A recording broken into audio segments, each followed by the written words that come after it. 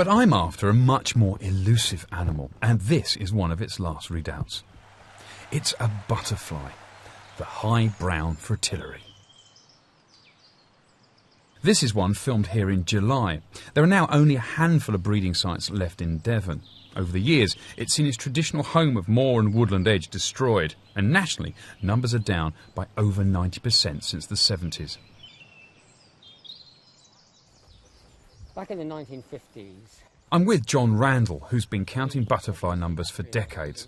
He does this same walk, called a transect, every week during the butterfly season. No one has a better idea of what's happening here. Last year, I only recorded 7 high brown fritillary on the transect. And the weather never seemed to stop raining for the whole flight period, and I was really concerned whether the species would have survived on the site. But this year, it's been seen in really good numbers. I've already recorded 98 on the transect. We're still in the flight period, so I anticipate adding to that when I do the transect count next week. So it sort of suggests that if they do get the opportunity, assuming their numbers aren't too low, they can bounce back. This beautiful weather is obviously helping the species, but I also think that the cold winter helps as well. It's a striking insect. Its distinctive underwings with those high brown halos contrast with that lovely orange marked topside. Despite the good news this year, long term the species is in desperate decline.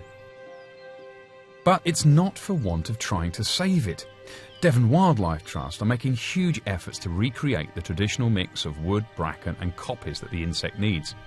They're grazing ponies to keep the bracken and scrub down. And these cattle, as well as eating the grass, trample back the bracken so that it doesn't take over.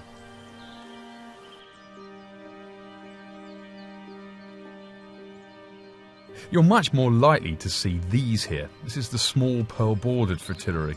They're more common and they fly a bit earlier in June. Or this, the dark green fritillary, easily confused with the much rarer high brown. The green refers to a suffusion on the underside of its wings. All these species are here because of the habitat management.